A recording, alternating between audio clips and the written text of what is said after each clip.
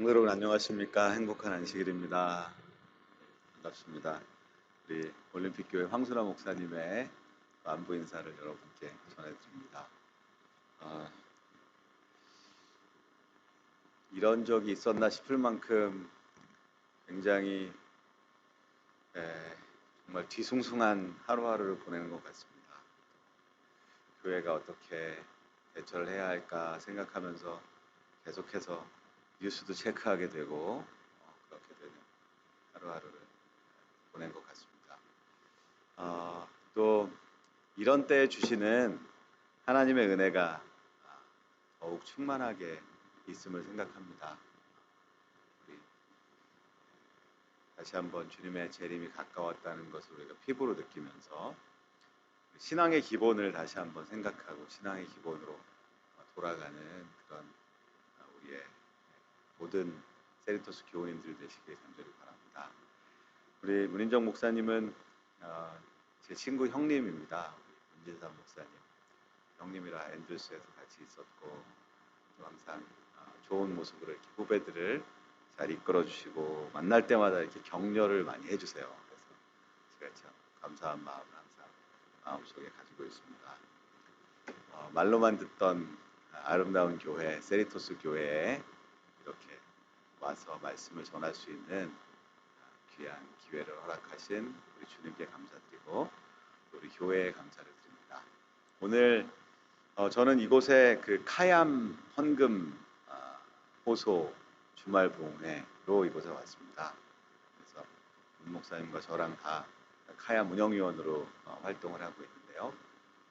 카얌에 대한 내용들은 내일 좀 말씀을 드리기로 하고 오늘은 우리가 이런 때일수록 신앙의 기본으로 우리가 돌아가야 되겠다라는 생각을 마음속에 해봅니다.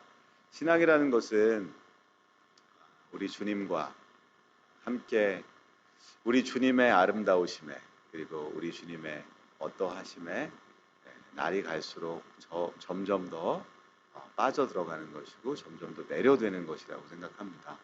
그래서 신앙이라는 것은 정말 마지막 징조가 드러났을 때 하루아침에 완성될 수 없는 것 아니겠습니까? 왜냐하면 신앙은 어떤 그 시험을 보기 위해서 준비하는 수험생의 입장에서 신앙을 우리가 대하고 신앙을 경험하는 것이 아니라 신앙이라는 것은 관계라는 것으로 관계라는 단어로 풀이될 수 있는 그런 것 아니겠습니까?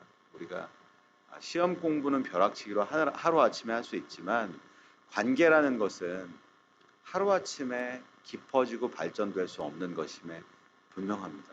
그런 측면에 있어서 신앙이라는 것은 우리가 우리 하나님과 살아가면서 우리가 발전시켜 나가는 관계 속에서 그 기쁨과 또 그 가슴 설레임과 이 모든 것들이 우리에게 있는 것이 아닌가 생각합니다. 오늘은 좀 신앙의 기본을 생각하는 말씀을 함께 좀 나누고자 합니다. 오늘 말씀의 제목은 주님은 같은 숙제를 계속 내십니다. 라는 제목으로 말씀드리겠습니다. 주님은 같은 숙제를 계속 내십니다. 여기 제가 파사데나 바로 밑에 있는 알함브라라는 도시에 사는데 제가 말씀하신 것처럼 아직 공부를 마치지 못해서 가끔씩 그 풀러 신학교 파사데나에 있는 풀러 신학교 도서관에 가서 가끔 공부할 때가 있습니다. 그 학교에 한국인 교수님이 한 분 계신데 신약학 교수님이 계신데 그분이 김세윤 교수님이라는 분입니다. 로마서가 그분의 전공이신데 그분이 칭의와 성화라는 그분의 책에서 이런 말씀하신 적이 있습니다. 기독교가 사회에서 지탄을 받는 이유는 기독교의 복음이 구원파적인 복음을 넘어서지 못하고 있기 때문이다. 우리는 이렇게 구원파 한참 세월호에 대한 가슴 아픈 기억이 있을 때 구원파 얘기가 한참 세상에 막 나왔었죠. 구원파가 굉장히 지탄을 받았습니다. 그런데 사실은 구원파가 어떤 걸 믿고 그들의 신조가 어떻고 이런 거 우리가 잘 모르죠. 세상 사람들도 잘 모르고요. 그런데 김세현 교수가 지적하기를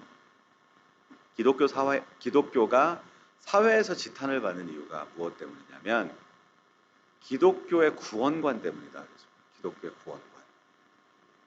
기독교가 어떤 구원관을 가지고 있냐면 구원파적인 구원관 이상의 어떤 것을 제시하지 못하고 보여주지 못한다 이렇게 얘기합니다.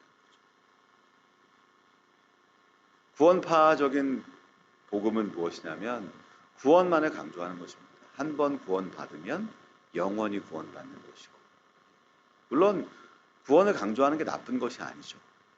하지만 구원받아서 한 번 구원받으면 그 구원이 뭐하지 않아요?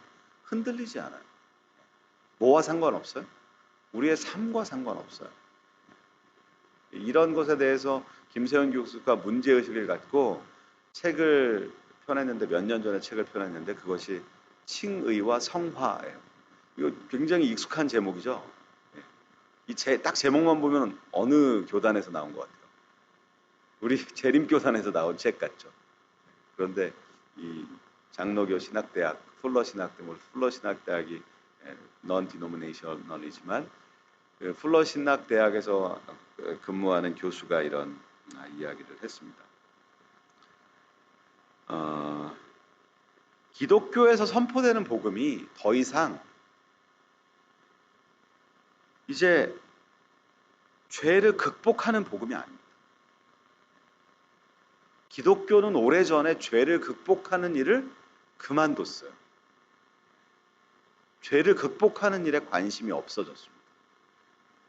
기독교의 복음은 어디에 머무르냐면 기독교의 복음은 용서하는 복음입니다. 거기에 딱 머물러 있어요. 그러니까 교회를 30년 다니고 40년 다녀도 뭐는 변하지 않아요? 삶은 변하지 않아요. 그러니까 이제 사람들이 실증이 난 거예요. 기독교인에 대해서. 뭐 말로만 맨날 뭐라고 하는데 하는 거는 똑같아. 세상에서 사는 모습도 똑같아. 그러니까 이 한국 기독교 사회가 이제 한국 사람들이 이제 지켜보다가 진력이 난 거죠. 가짜다 이렇게 얘기합니다. 그래서 막 젊은 사람들은 기독교를 되게 비아냥거리기까지 합니다. 그래서 예수님께서는 요한복음 8장에 가늠한 여인에게 뭐라고 하셨냐면은 나도 너를 정죄하지 아니하노니 그렇게 하셨습니다. 그렇죠? 굉장히 좋은 말씀이죠. 그 여인이 누가 봐도 정말 이 죄의 한가운데서 잡혀와서 누가 봐도 큰 죄를 지은 그런 여인인데 그 여인에게 정말 뭐 처절한 상황에 있었잖아요. 사회적인 죽임을 당하고 옷이나 제대로 입고 그곳에 잡혀왔겠습니까? 그 여인에게 모두가 다 떠난 다음에 뭐라 그러셨어요? 나도 너를 정죄하지 않는다. 이렇게 말씀하셨어요.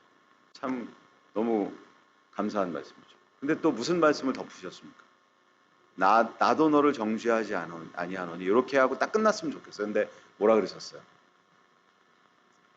가서 다시는 죄를 범치 말라 이렇게 하셨어요. 그거는 좀 없으면 좋겠죠. 그건 좀 없으면 좋겠죠. 근데 그것도 항상 거기에 있습니다. 우리 예수님의 복음에 그것이 항상 있습니다. 무거운 주제임에 틀림이 없지만 오늘 함께 좀 이 부분을 생각해 보고자 합니다. 복음서의 마지막에는 두 배신자의 이야기가 등장합니다. 여러분 누군지 기억하시죠? 너무 유명한 두 배신자. 하나는 유다고 또 하나는 누굽니까? 십자가 사건에서 예수님을 배신했던 대표적인 두 사람. 누굽니까? 유다와 베드로. 그렇죠. 베드로죠. 그런데 한 사람은 죄를 극복하는 복음의 진수를 경험했고 또 한 사람은 죄를 극복하지 못하고 죄에 눌려서 죽었습니다. 이 둘의 차이가 무엇일까요? 우리가 함께 오늘 좀 그 이야기를 살펴보려고 합니다. 유다 이야기를 먼저 좀 해보겠습니다. 유다 이야기. 유다가 구원받지 못한 이유가 무엇이었을까요? 유다의 문제는 무엇이었을까요? 제가 파인 여사의 수대 소망에 있는 글을 좀 읽어드리겠습니다. 제가 파워포인트를 준비하지 않아서 여러분 귀 기울여서 좀 들어보시기 바랍니다. 유다는 본래 돈에 대하여 강한 애착을 가지고 있었으나 이런 행동을 할 만큼 늘 부패되어 있었던 것은 아니다. 유다가 뭐에 대해 애착을 가지고 있었다고요? 돈에 대해서 애착을 가지고 있었다. 여러분도 돈에 대해서 애착을 가지고 있으십니까?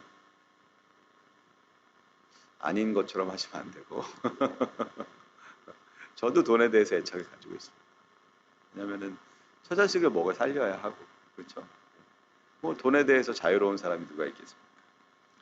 돈에 대한 애착, 이것이 이 말씀의 중심은 아닙니다. 그는 악한 탐욕의 정신을 길러서 마침내 그것이 그 생애의 주된 동기가 되도록 했다. 그는 돈에 대한 애착을 뭐 했다고요? 길렀다. 그래서 그것이 마침내 생애의 주된 동기가 되도록 허락했어요. 돈에 대한 애착 자체가 잘못은 아닙니다. 하지만 그것을 자꾸 뭐 했어요? 물을 주고 또 보살피고 자꾸 길렀어요. 뭐가 됐는데도 돈에 대한 애착을 자꾸 기르려면 예수님 제자 말고 딴 걸 했어야죠. 그렇죠? 예수님의 제자가 되고서는 돈에 대한 애착을 자꾸 길렀어요. 그러면서 어떻게 됐냐면 그의 생애의 주된 동기가 되도록 했습니다. 그러면서 무슨 일이 생기냐면 이런 일이 생깁니다. 돈에 대한 애착이 그리스도께 대한 그의 사랑을 능가합니다. 유다가 예수님을 사랑하지 않은 게 아니에요. 예수님을 사랑했습니다. 예수님을 사랑했고 예수님께 매료됐고 예수님께 깊은 매력을 느꼈어요. 감동을 받았어요. 그런데 돈에 대한 애착이 자라나서 마침내 그 돈에 대한 애착이 그리스도에 대한 사랑을 능가하게 된 것입니다. 그게 유다의 문제였어요. 한 가지 악이 무서운 이유가 있습니다. 화이트부인은 이렇게 덧붙이십니다. 한 가지 악의 노예가 됨으로써 그는 자기 자신을 사단에게 넘겨주어 죄에 깊이 빠지게 되었다.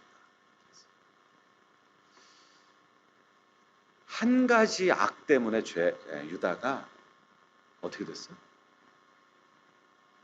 멸망했어요. 예수님 배신했어요. 한 가지 악이 무서운 이유가 있습니다. 하나님은 그래서 이 한 가지 악을 포기하지 못하십니다.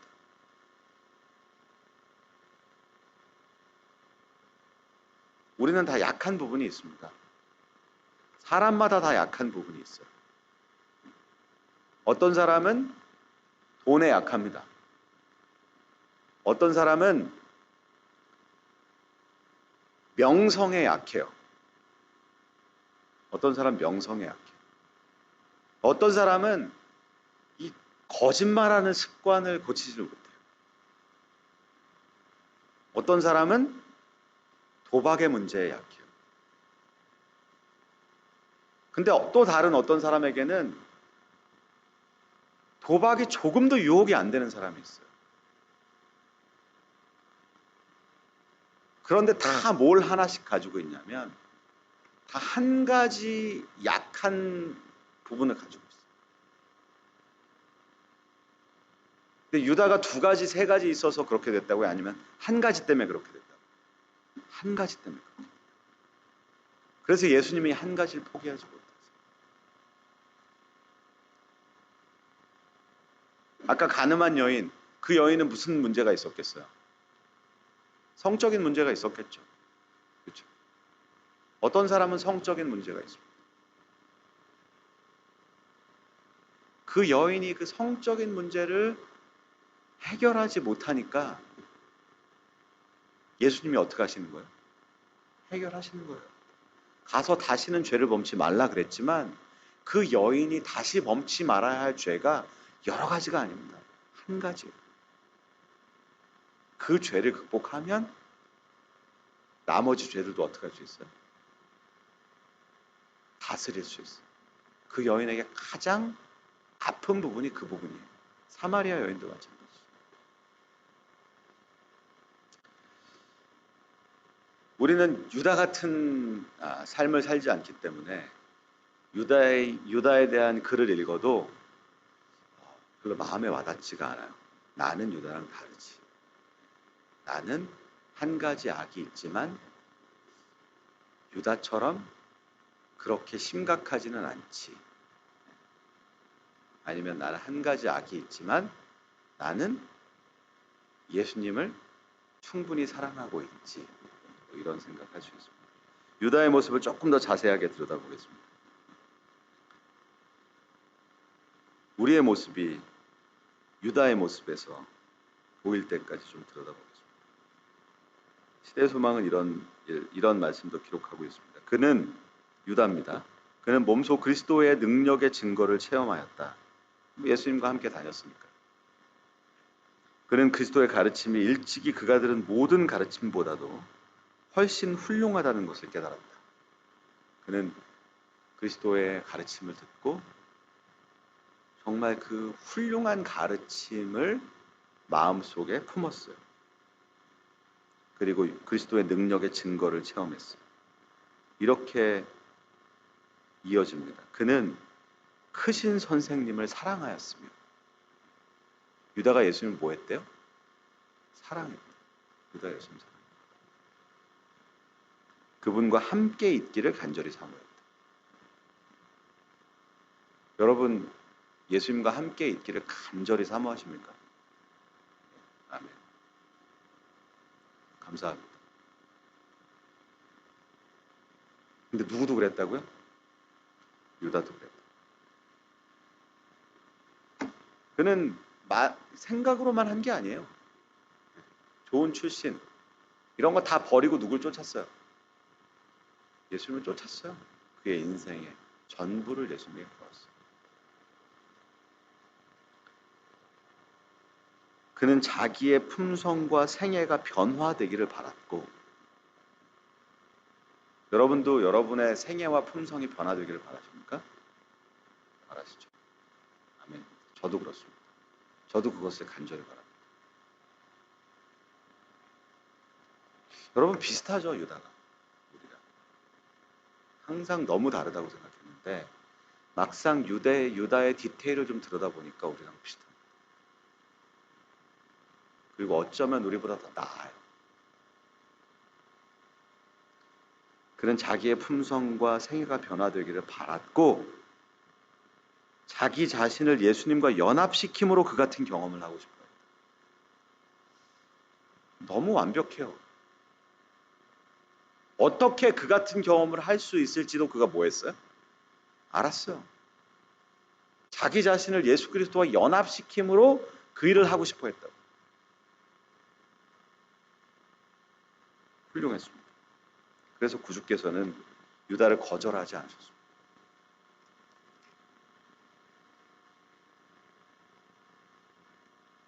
예수님께서는 유다의 모습을 지켜보셨겠죠. 그가 이렇게 정말 순수하고 깨끗하고 정말 가능성이 많은 사람으로 예수님의 곁에 왔어요. 그렇지만 예수님과 함께 있으면서 그가 조금씩 마치 루스벨처럼 조금씩 잘못 자라나고 잘못 방향을 잡는 것을 지켜보셨겠죠. 그분의 마음이 안타까우셨죠. 그래서 예수님께서는 유다를 포기하지 않으십니다. 끝까지 예수님께서는 유다를 포기하지 않으세요. 마지막 순간까지.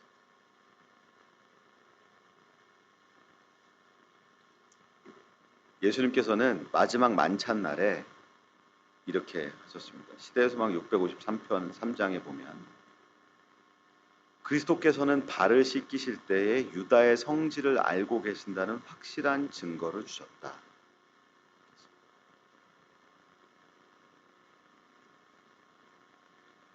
너희가 깨끗하나 다는 아니니라.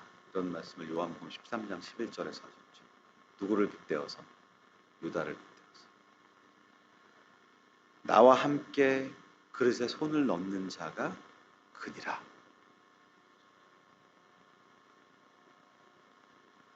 가서 속히 내 할 일을 하라고 말씀하셨죠. 정말 거듭거듭해서 네가 나를 배신할 것을 내가 알고 있다는 언지를 계속 주셨어요. 이게 뭘까요?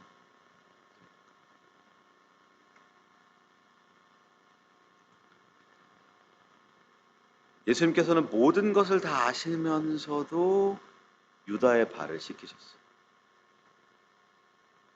여러분, 유다가 왜 예수님을 제사장들에게 넘겼는지 아십니까? 예수님 십자가에 달리시라고? 그건 아니죠. 그건 아니에요. 예수님께서는 능력이 있는 분이시라는 걸 유다가 알았기 때문에 십자가에 달릴 줄 몰랐어요. 벗어나실 거라고 생각했어요. 여기 시대소망 이렇게 얘기합니다. 유다가 그분을 배반하는 까닭은 그분에게 한 가지 교훈을 가르치기 위함이었다.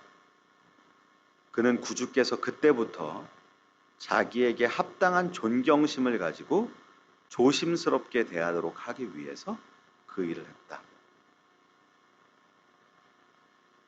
뭐 하기 위해서 그 일을 했다고요?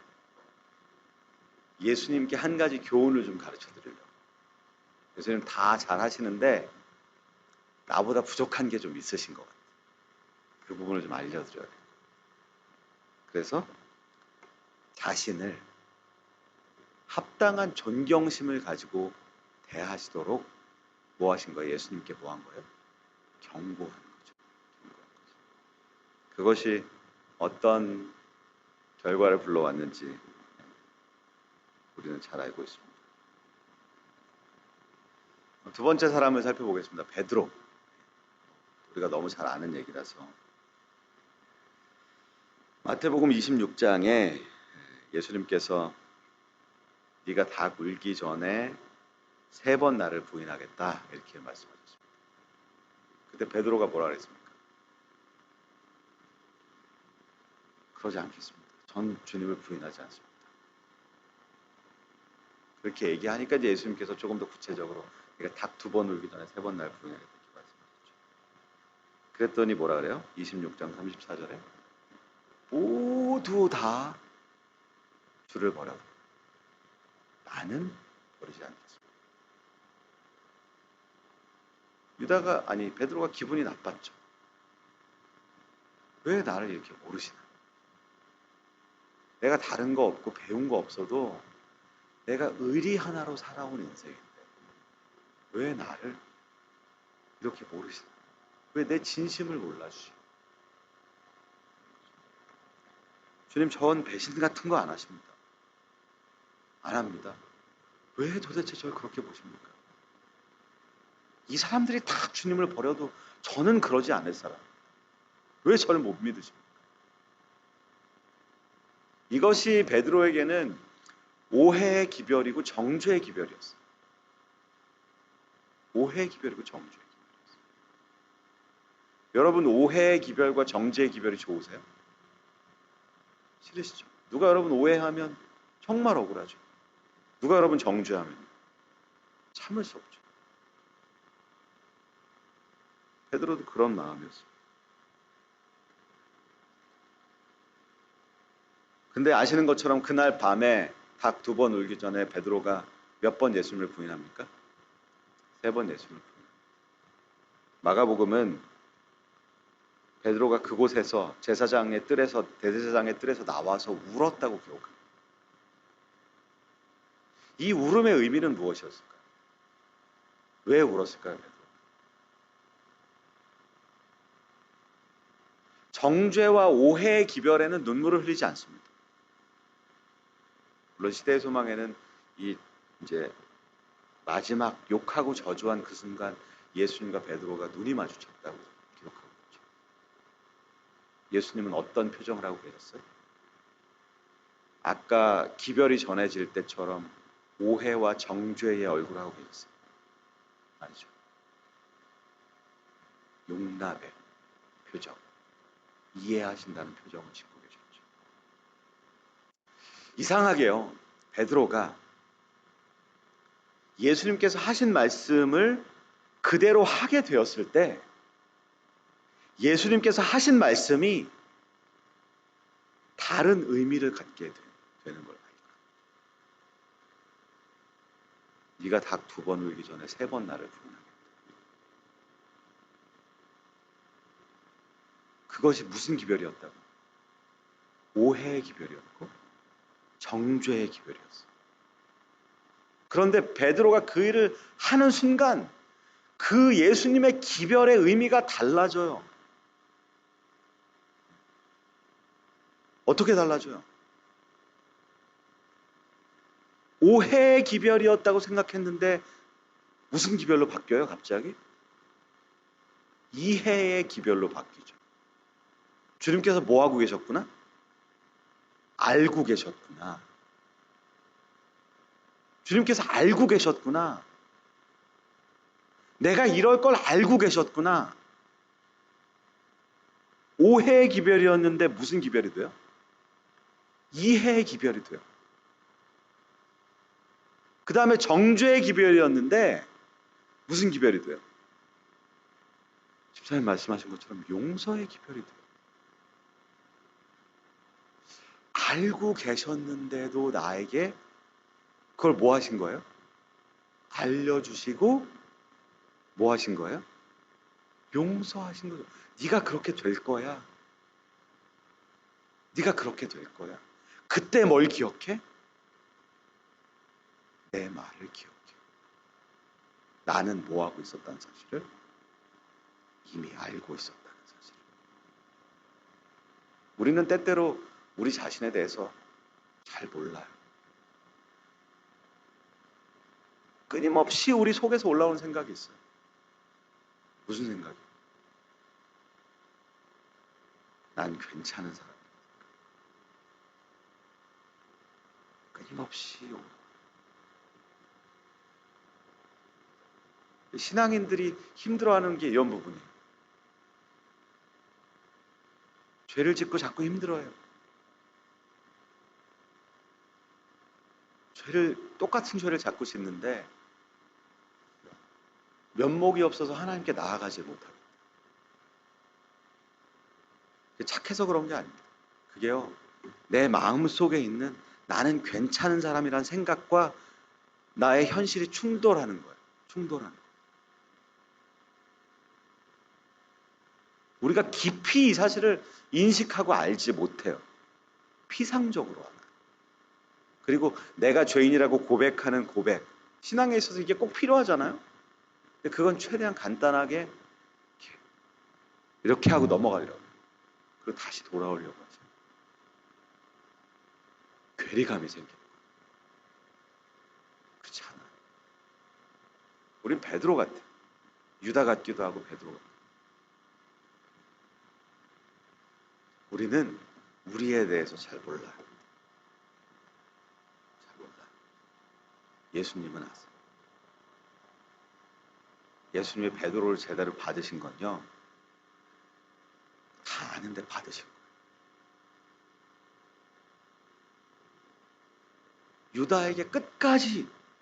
유다에게도 끝까지 그렇게 하셨어요. 베드로보다 더 심하게 하셨어요. 왜요? 유다에게 사랑이 더 필요하거든요.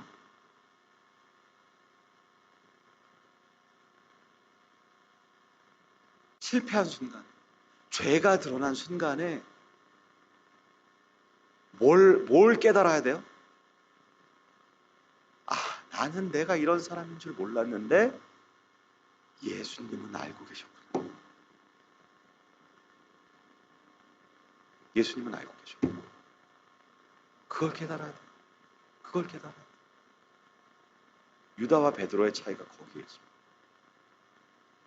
유다는 결국 그걸 보지 못해요. 유다는 베드로처럼 통곡하지 못해요. 회개의 눈물을 흘리지 못해요. 회개는 내가 결심으로 하는 게 아니에요. 회개는 이런 나도 모르는 죄송합니다. 나도 모르는 나의 처절한 모습을 이미 알고 계셨던 예수님을 뒤돌아보면서 회개할 수 있게 되는 거예요. 여러분, 제가 이것을 조금 더 자세하게 설명하기 위해서 한 가지 이야기를 좀 더 드리겠습니다. 그곳이 회개가 시작되는 곳이 어딘지 제가 좀 확실하게 좀 여러분에게 여러분과 함께 좀 드러내고 싶은 열망이 있기 때문에. 다윗, 그 유명한 다윗, 오늘 정말 유명한 사람들 얘기만 하죠. 다윗이 죄를 짓잖아요. 그렇죠? 밧세바를 취하고 밧세바의 아내 우리아를 전장에서 편지를 써서 선봉대에 서서 죽게 하고, 그리고 다윗이 잘 살았습니까? 괴로워하면서 살았습니까? 어떻게 살았습니까? 다윗이 잘 살았습니다. 잘 살았습니다. 아닙니다. 잘 살았습니다. 죄를 깨닫지 않고 그냥 아주 평범하게 잘 살았어요. 물론 장모님 말씀대로 나중에는 그렇게 살았죠. 사람들이 이거 헷갈려 하는 거예요. 어떻게 다윗이 그럴 수 있을까? 나와 마음이 합한, 하나님과 마음이 합한 사람이라고 했는데, 다윗보다 정말, 저는 막 시편을 읽으면요, 야, 정말 다윗의 하나님에 대한 이해가 너무너무 부러워요. 이 사람은 로마서도 안 읽었는데 믿음으로 만나는 의를 그냥 삶으로 살았어요. 그냥 정말 엄청난 사람입니다. 근데 어떻게 그렇게 대단한 사람이 그 믿음의 거장이 간음하고 살인하고 아무렇지도 않게 삽니까? 왜 그러냐면요, 죄는 익숙한 것에 끼어들어오기 때문인 거죠. 우리가 죄를 잘 인식하지 못할 때가 많아요. 제가 어디 가서 사람을 죽이지 않습니다. 저는 저에게 익숙한 죄를 지어요. 다윗은요, 도망하면서 사울을 피해서 도망하면서 아내를 둘이나 얻었던 사람. 왕이 돼서는 더 많은 아내를 맞았죠. 그러니까 여인을 취하는 일이 그에게는 익숙한 일이었습니다. 왕이 된 다음엔 더욱 익숙했어요. 왕비뿐만 아니라 첩들도 많았죠. 그래서 여인을 취하는 일이 그에게 어떤 일이었다고요? 익숙한 일이었다. 익숙한 일에 뭐가 끼어들어와요? 죄가 끼어들어와요. 사람 죽이는 일은요, 여러분과 제가 어디 가서 사람 안 죽여요. 제가 집에 가다가 좋은 차가 보여가지고 제가 그 차를 훔치지 않습니다. 그런 죄는 잘 안 져요. 다윗은 사람을 죽이는 데 익숙한 사람이었어요. 심지어 사람을 죽이는 것 때문에 뭘 받았어요? 칭송을 받았어요. 다윗이 죽인 자는 만만이고 사울이 죽인 자는 천천이라. 그는 사람 죽이는 일에 익숙한 사람이었어요. 그러니까 그가 익숙한 일에 뭐가 끼어들어와요? 죄가 끼어들어와요. 그러니까 인식하지 못하고 살아요. 언제 인식합니까? 나단 선지자가 그에게 왔어요. 나단 선지자가 장황하게 얘기하죠. 왜냐하면 그 당시에 고대근동 전체를 통치하던 대왕이에요, 다윗은. 그런 엄청난 왕에게 죄를 지적한다는 게 쉬운 일일까요? 그렇지 않습니다. 훌륭한 왕들도 열왕기 상하서를 읽어보시면 훌륭한 왕들도 선지자들이 와서 지적했을 때 옥에 가둬버리고 막 이래요. 그래서 양 100마리 있는 사람과 양 1마리 있는 사람이 비유를 막 얘기하잖아요. 왕의 죄를 지적하기가 부담스러웠던 거죠. 그러다가 왕이 막 노발대발하죠. 어떤 놈이 도대체 그렇게 양 1마리밖에 없는 그 집 양을 손님을 대접하려고 뺏어가지고 죽이냐? 잡아와라. 그럴 때 나단이 뭐라 그래요? 당신이 바로 그니이다. 다윗의 강점이 여기에 있습니다. 그 얘기를 듣고 다윗이 두 말도 안 해요. 무슨 얘기인지 알아듣고 하나님 앞에 납작합니다. 내가 여호와께 죄를 범하였다. 여러분, 이러기가 쉽지 않습니다. 근데 더 이상한 게 있어요. 뭐냐면은 여기 12장 13절에 보면은 사무엘상 12장 13절에 보면은 내가 여호와께 죄를 범하였노라 하매 나단이 다윗한테 말합니다. 여호와께서도 당신의 죄를 사하셨나. 저는 이 말씀을 읽으면서 되게 이상했어요. 왜냐하면 나단 선지자가 왕궁에 살진 않았을 거 아니에요. 그가 예루살렘에 살았을 거 아닙니까? 그러면은 예루살렘에서 하나님의 기별을 받고 왕궁으로 올라왔어요. 그래서 왕궁에 올라와서 왕의 죄를 지적하는 거예요. 하나님의 부르심을 받고 하는 일이죠. 그런데 다윗이 내가 여호와께 죄를 범하였노라 딱 얘기하니까 나단 선지자가 뭐라 그래요? 두말도 않고 망설이지도 않고 뜸을 들이지도 않고 뭐라 그래요? 여호와께서도 당신의 죄를 사하셨나요? 좀 불공평하다는 생각이 들었어요. 여러분도 그러십니까? 여러분도 죄를 지으셔서 마음에 눌림이 있어서 하나님께 기도를 해요. 그럼 하나님께 무릎 꿇고 딱 기도하자마자 하나님 제가 잘못했습니다. 그런 용서의 확신이 바로 딱 오십니까? 하나님께서도 너의 죄를 사했다. 나도 너의 죄를 사했느니라. 이렇게 용서의 확신이 딱 옵니까? 그렇지 않잖아요. 우리는 그것 때문에 힘들어하잖아요. 며칠을 힘들어하기도 하고 다시 용서의 확신, 은혜의 확신을 갖기까지 우리는 힘들어하잖아요. 다윗은 왜 그러냐? 생각해보면 하나님께서 나단 선지자에게 정죄의 기별을 주면서 뭘 함께 주셨어요? 용서의 기별을 함께 주셨어요. 다윗이 내가 여호와께 죄를 범하였노라 라고 얘기하는 그 순간 하나님께서 이 말씀을 넣어주신 게 아니잖아요. 이미 정죄의 기별과 함께 뭘 들고 왔어요? 용서의 기별을 들고 왔어요. 불공평하다. 근데 제가 그것을 생각하면서 가만히 생각해 봤더니 이게 맞아. 이게 맞아. 이게 맞아. 모든 회개가 다 그래요. 사실 다윗의 회개는 여기서 시작합니다. 우리는요, 사실은 모르겠습니다. 저만 그런지 모르겠지만 회개의 자리로 들어가서 회개의 기도를 하다가 마음속에 용서의 확신이 들잖아요. 마음의 평화가 찾아와요. 우리는 무릎을 털고 일어납니다.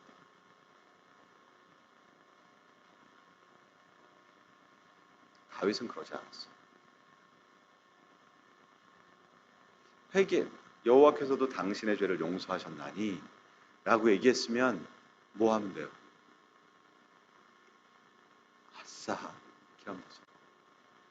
용서가 이렇게.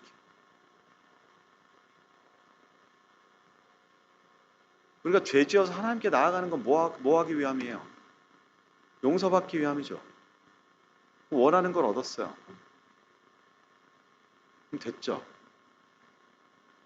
다윗은 그러지 않았어요. 이때 다윗이 지은 시가 시편이 어느 시편? 시편 51편이죠. 시편 51편을 읽어보세요. 하나님이여 나의 모든 죄를 도말하소서. 주의 자비를 쫓아 내 죄악을 깨끗이 씻기소서. 중심의 진실함을 하나님께서 원하시오. 주께서 원하시는 제사는 상한 심령이라. 그렇지 아니하면 내가 벌써 주께 제사를 드렸을 것이라. 내가 오직 주께만 범죄하여. 이렇게 하면서 그의 마음을 쭉 풀어가는데 다윗은 이곳에서부터 뭘 시작하냐면 회개를 시작해요.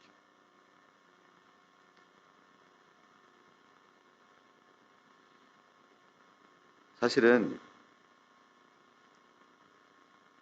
우리는 우리 자신의 깊숙한 모습을 들여다볼 수가 없습니다.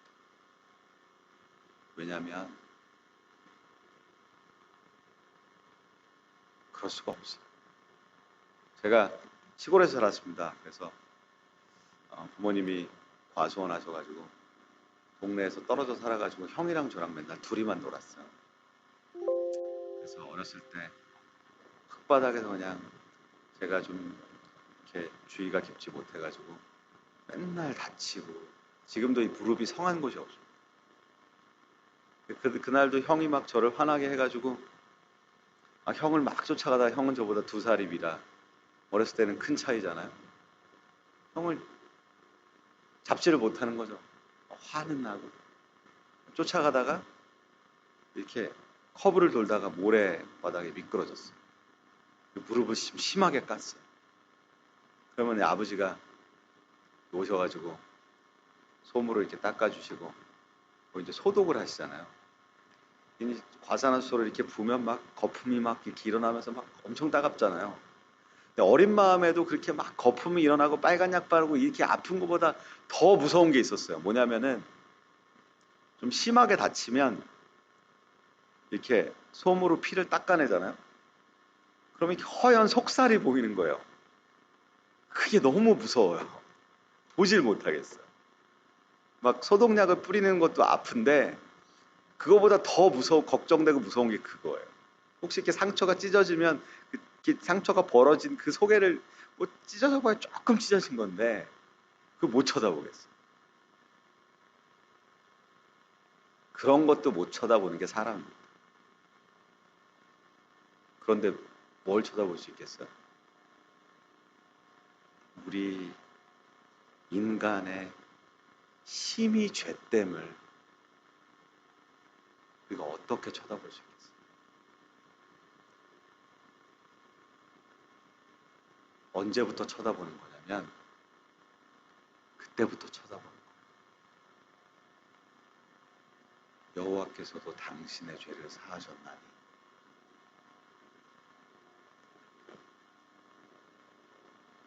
그 말이 없으면 쳐다볼 엄두가 나질 않아요. 우리의 심히 죄됨을 뭐 할 수 없어요? 쳐다볼 수 없어요. 시편 51편을 읽어보세요. 다윗이 자신의 모습을 깊숙이 들여다봅니다. 사람이 할 수 없는 일. 왜 그래요? 용서의 기별과 함께 정죄의 기별과 함께 용서의 기별을 함께 들려보내신 하나님을 만나서 그래요. 누구도 그래요. 베드로도 그래요. 시간이 들어서 시간을 정리하면서 다시 베드로의 이야기로 돌아가서 시간을 정리합니다. 요한복음 21장에 베드로가 개인적으로 예수님을 부활하신 예수님을 다시 만나는 장면이 나오죠.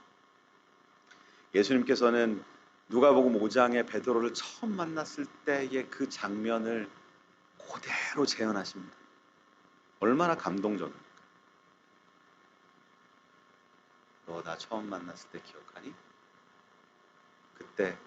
그때도 네가 내 말에 순종해서 한편의 그물을 던졌지. 얘기는 안 하셨지만 그거는 이 사람과 사람 사이의 추억 아니겠습니까? 예수님과 베드로 사이에 잊지 못할 추억. 베드로가 그렇게 말하기 좋아하던 베드로가 한마디를 못해요. 예수님 앞에서 고기를 잔뜩 잡고 그 다음에 예수님께서 네가 잡은 고기를 좀 가져와라. 그 고기를 숯불에 구우시고 예수님께서 준비하신 떡과 물고기가 있고 같이 있던 제자들과 함께 둘러앉아요. 베드로뿐만 아니라 거기 있는 어떤 제자도 입을 열지 못합니다. 침묵이죠. 신앙의 자세죠. 침묵. 예수님 앞에서 입을 열지 못하는 거죠. 그러다가 예수님이 처음으로 입을 여세요. 그게 뭐예요? 베드로에게 물으신 질문이죠. 베드로야, 네가 나를 사랑하느냐? 베드로가 뭐라고 대답합니까? 내가 주를 사랑하는 줄 주께서 아시나이다. 또 물으시죠. 똑같이 대답했죠. 베드로에게 세 번째 어떻게 물으세요? 네가 이 사람들보다 더 나를 사랑하느냐? 예수님도 참 짓궂으세요. 그렇죠? 다 버려도 딱 기억나는 거죠. 베드로는 더 할 말이 없죠. 똑같이 대답해요. 예, 제가 주님 사랑하는 줄 주께서 아십니다. 여기에 동사가 2개 사용되었습니다. 영어로 하면 조금 더 잘 들어와요. You know that I love you. 여기 동사가 2개 사용됐습니다. love라는 동사와 know라는 동사. 그 전에도 베드로가 예수님 사랑한다는 얘기 했어요. 근데 이제 베드로는 똑같은 고백을 하지만 다른 동사를 사용해서 고백합니다. 무슨 동사? You know. 이 동사가 베드로한테 이제 너무 중요해졌어요.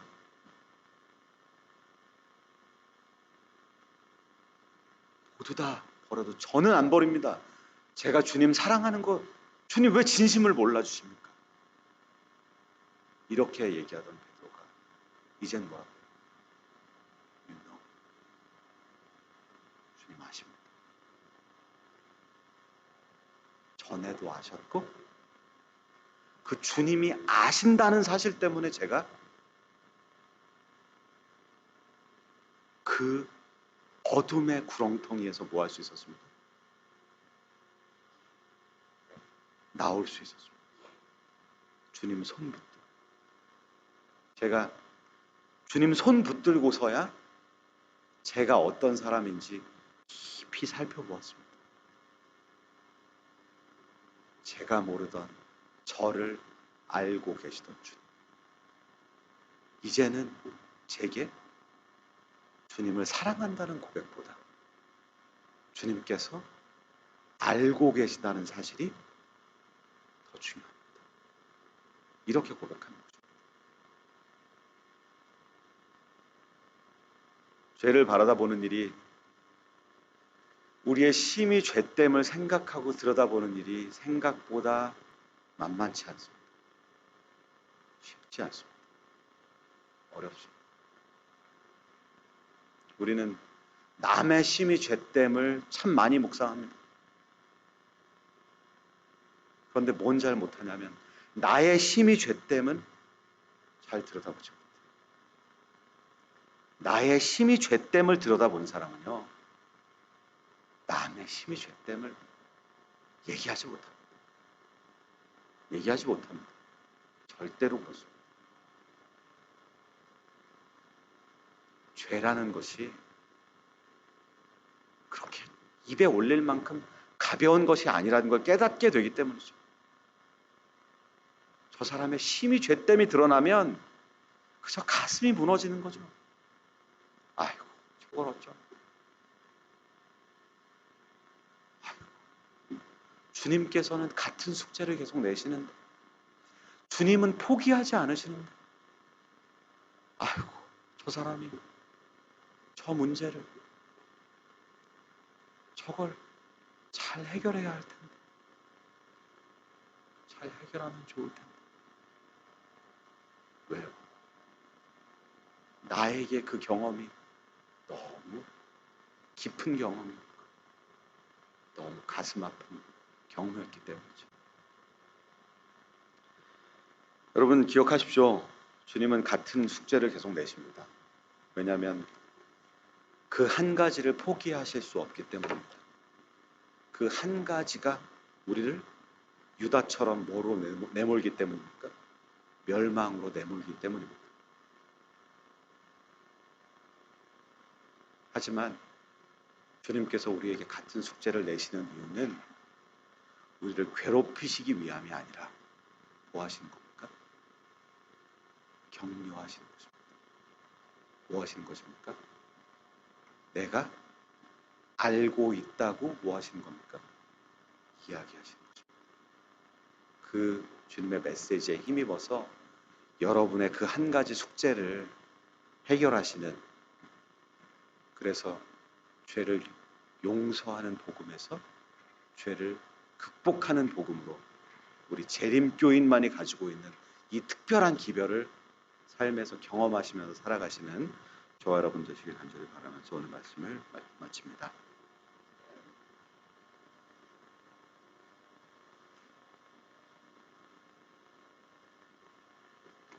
다 자리에 일어나셔서 마침 찬미 505장 나이각절 나가도록 그러므로 우리 김영민 목사님 기도로 예배를 모두 마치겠습니다.